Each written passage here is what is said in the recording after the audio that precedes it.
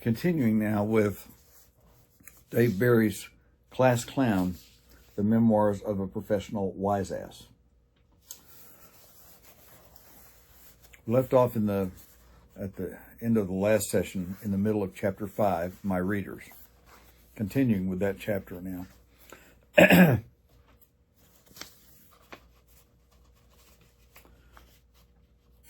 We just read a column that Dave had written on the popular Christmas song, The Little Drummer Boy, in which he panned it. He says, quite a few of my readers disagreed with me on The Little Drummer Boy, but no column that I wrote on a musical topic generated anything like the level of reader hostility that was directed at me when I made the near-fatal mistake of criticizing Neil Diamond. What happened was I wrote a column about songs that, when they come on the radio, make me want to immediately change the station. One of them is I Am, I Said, in which Neil sings with great intensity and emotion these lyrics.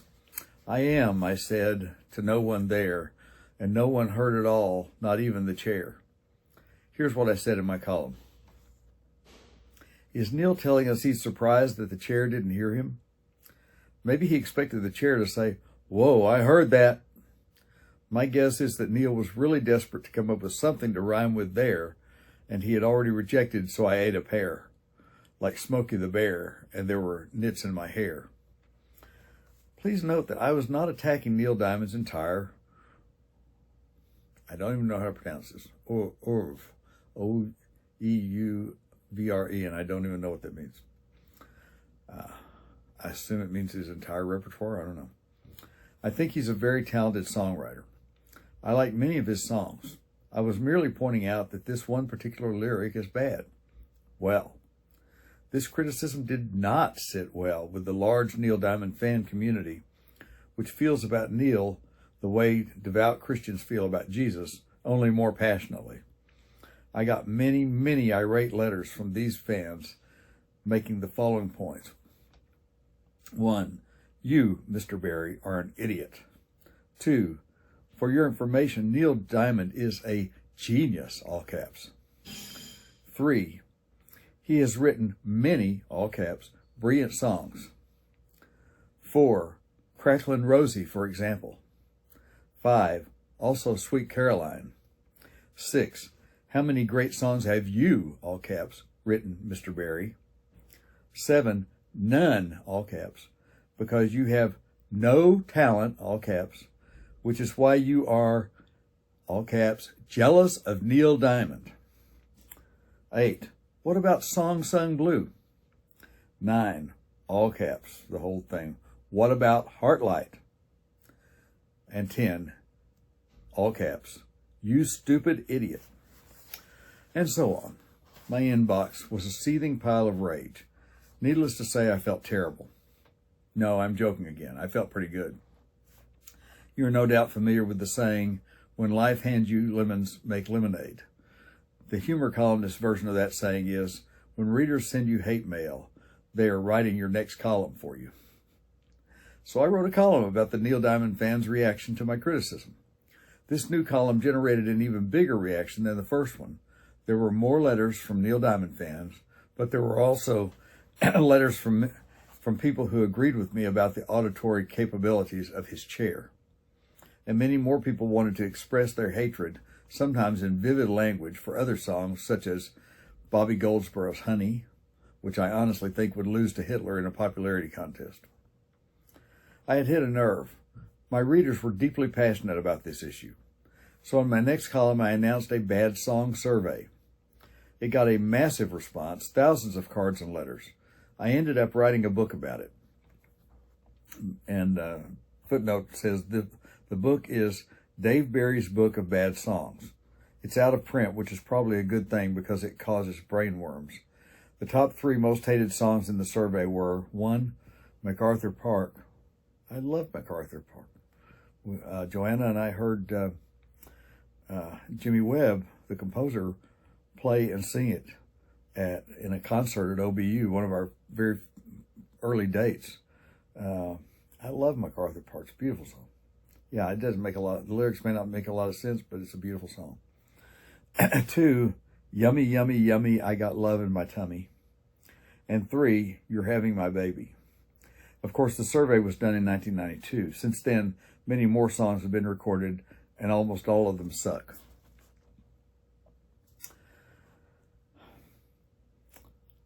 To this day, people still tell me about songs they hate. Also, there are still Neil Diamond fans who dislike me. But that is the price we sometimes must pay in journalism for pointing out inconvenient truths. And another personal observation here. Marcia Carver, who was a good friend and we're Facebook friends today. But Marcia was in my church at Kansas City, at Bethany Baptist Church, when I was growing up. We were teenagers. We were part of a group that went out regularly on Sunday nights after church to get pizza or whatever. And she was, I think, the only other girl besides Joanna and Mary Kate that I actually went out with one time, once or twice.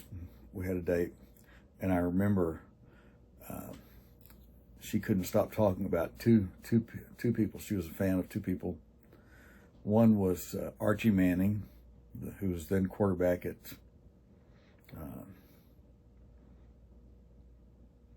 I want to say University of Mississippi. I can't remember for sure.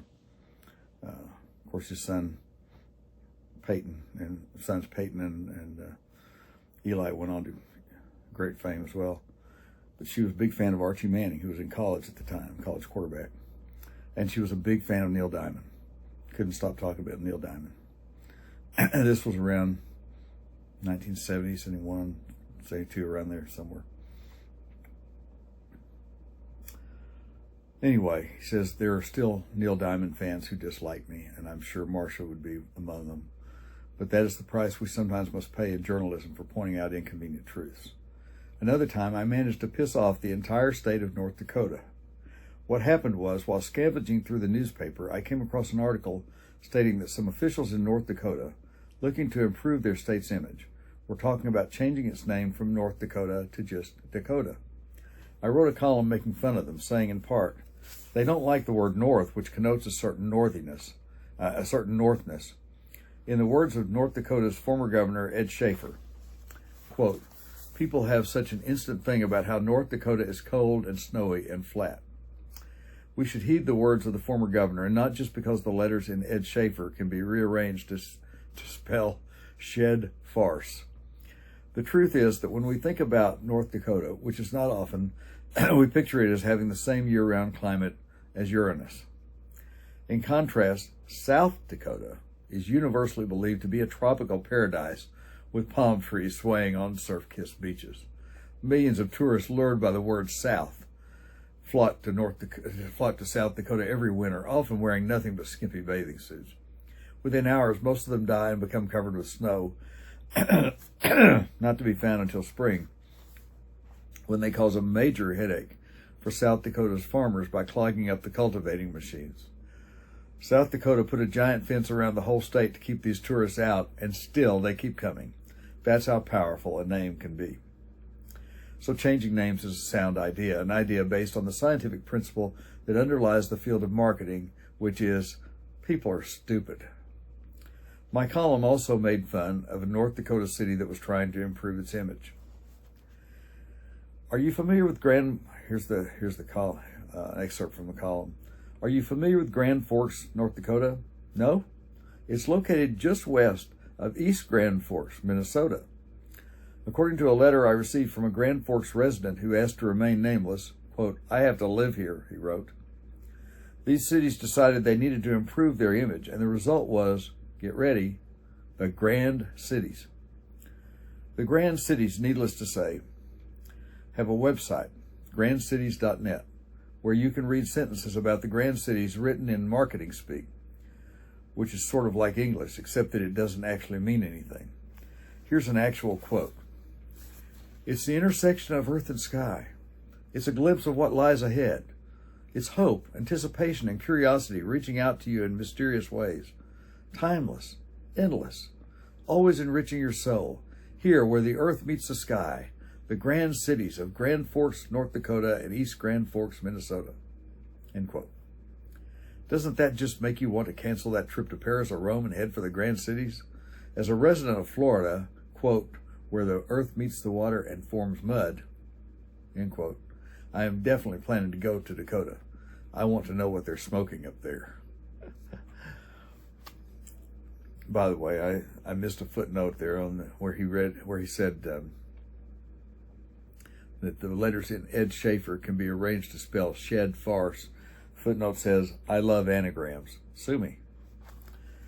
Anyway, this column got a strong reaction from North Dakotans, who are a proud people despite living in North Dakota. They sent me dozens of letters defending their state, sometimes including subtle criticisms of mine. The people are friendly and warm-hearted, stated one writer. We don't usually shoot tourists like some other states. The most intriguing letter came from the mayor of Grand Forks, Mike Brown, who made me an offer.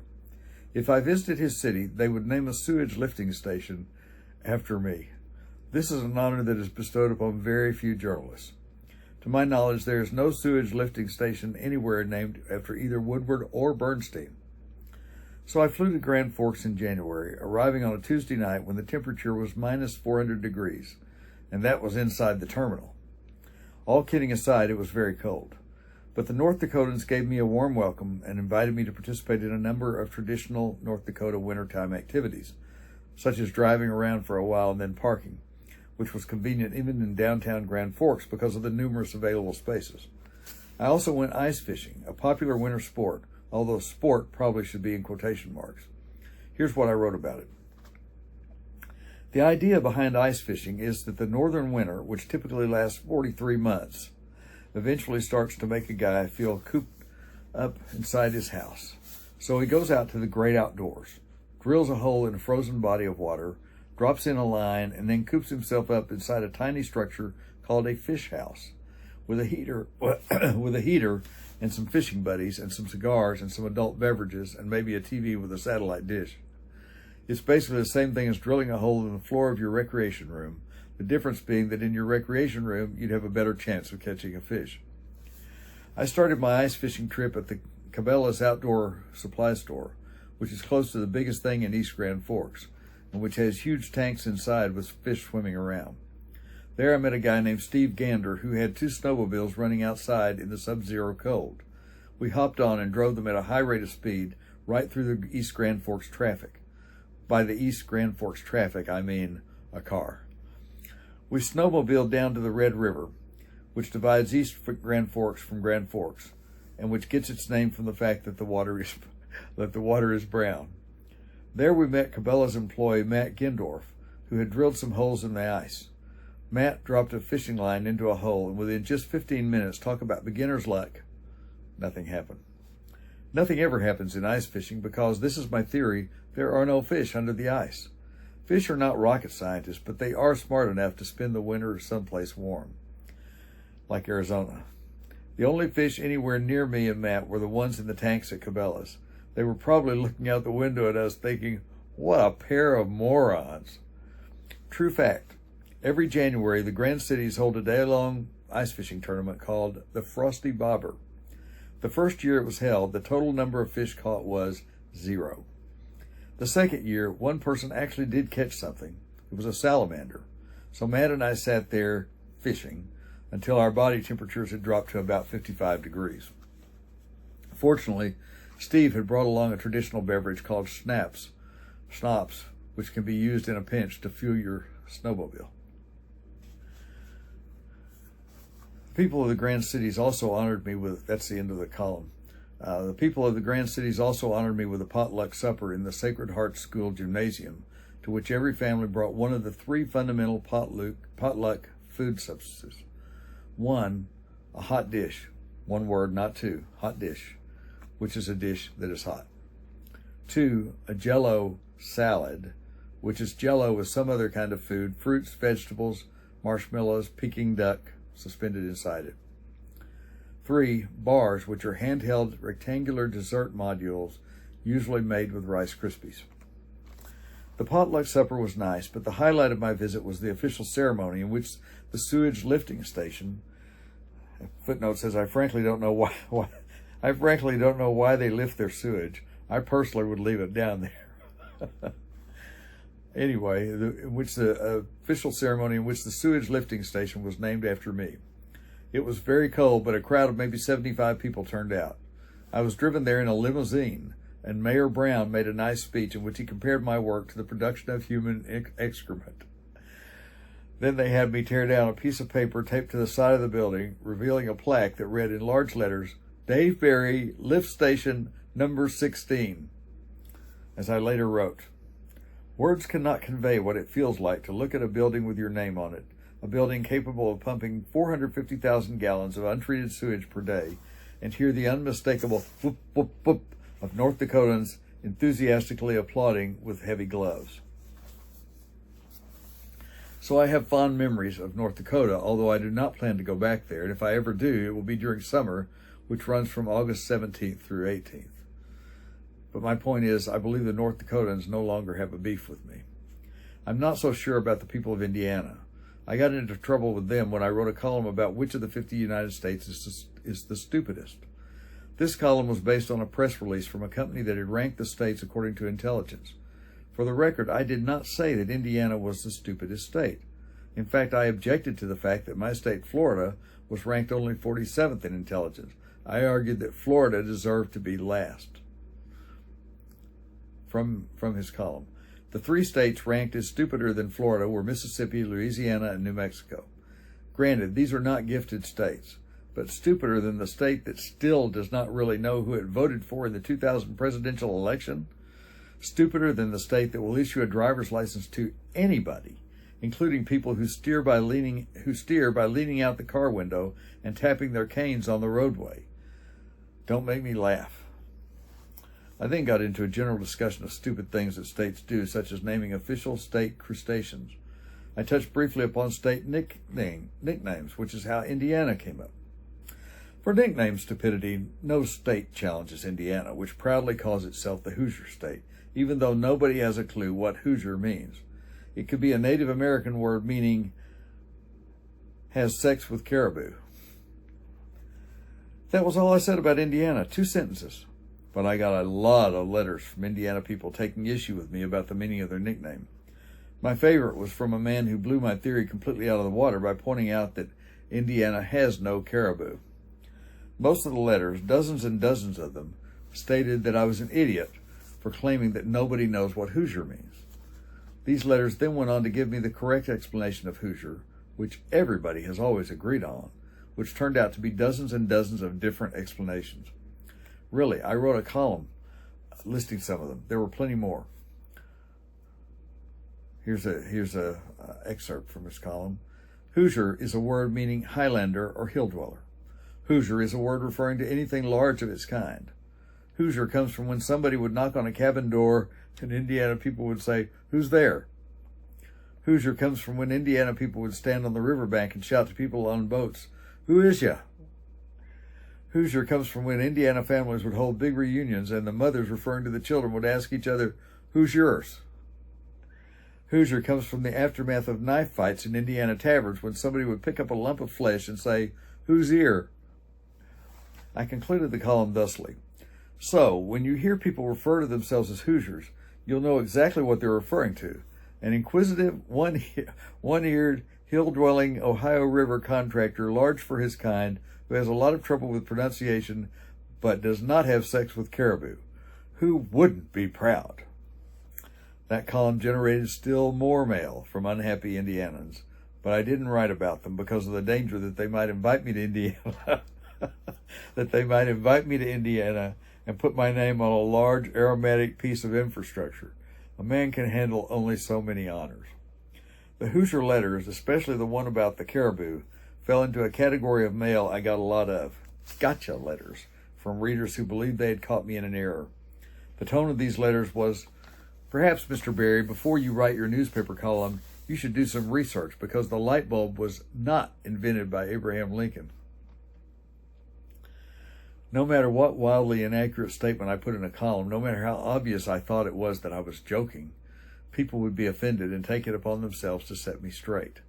I once wrote a column about a trip to France in which I referred to, quote, some of the famous tourist attractions of Paris, such as the Arc de Triomphe, Notre Dame, and the Leaning Tower of Pisa. You could not imagine how many people wrote to inform me that the Leaning Tower of Pisa is not located in Paris because it is located in Pisa, which is in Italy. So I will tell you, a lot of people. So many people, in fact, that I created a form letter response, which I signed and sent to all of them. This letter stated that they were mistaken because the Leaning Tower of Pisa had been moved to Paris in 1994. Ha ha. Clearly that would make it obvious to everyone that I was joking, right? Wrong.